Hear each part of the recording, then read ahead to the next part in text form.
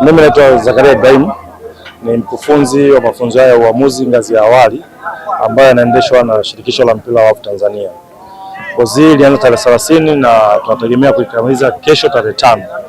Na jumla ya washiriki 48. Katika washiriki 48 wametoka katika mikoa 7 tofauti ambayo ni mikoa ya Mara, Shinyanga, Mwanza, Lindi, Rukwa na mkoa wa Kagera. Kwa kweli tunashukuru, tumepata mwitikio mkubwa sana, na lengo kubwa letu ni kupata waamuzi wengi na wa kutosha kwa ajili ya kuendeleza mchezo huu. Pia tumetoa nafasi kwa vijana wa 6 wa mkoa wa Mwanza ambao ni watoto wa shule kwa ajili ya kujifunza uamuzi. Lengo ni kuandaa kwa ajili ya kuja kuwa waamuzi bora zaidi huko mbeleni. Jina naitwa Mwalimu Mandago Bugehu Manjale, natokea halmashauri ya jiji la Mwanza, mkoa wa Mwanza. Tuko mahali hapa ili kuweza kupata ujuzi wa kuweza kuchezesha mpira wa wavu.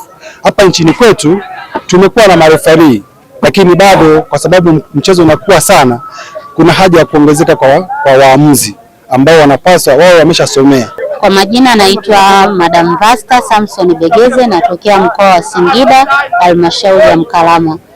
Kwa mimi mara ya kwanza nilipoona hii fursa ni katika harakati za masuala ya mashindano ya kimichezo, nikakutana na hii fursa ya kozi ya urefari.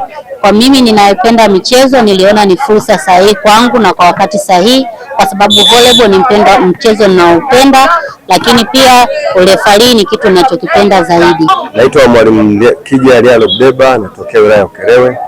Nimekuja kwenye kozi hii ya uamuzi ambayo ina manufaa makubwa sana kwetu kama walimu wa michezo, vilevile na kuinua mchezo wetu wa volleyball Tanzania. Kozi hii itanisaidia sana. Kwanza kabisa mimi ni mwalimu wa volleyball ambaye kwenye sheria kabla sijaiva. Kwa kozi hii itasaidia sana kuweza kumudu sheria zote na kuweza kufanya timu yangu vizuri. Asante. Naitwa Mwalimu Ferdinand Malima ambaye ni coach wa volleyball lakini pia ni mwamuzi. Tumekutana hapo kwa ajili ya kufanya kozi ya uamuzi mkoani Mwanza ambayo imeendeshwa na chama cha mpira wa wavu mkoani Mwanza inaitwa Mareva kwa kushirikiana na Shirikisho la Mpira wa Wavu nchini Tanzania TPF. Lengo letu ni kupata waamuzi wa kutosha katika mkoa wa Mwanza ili kuweza kupunguza wimbi na uwepo wa waamuzi mkoani Mwanza.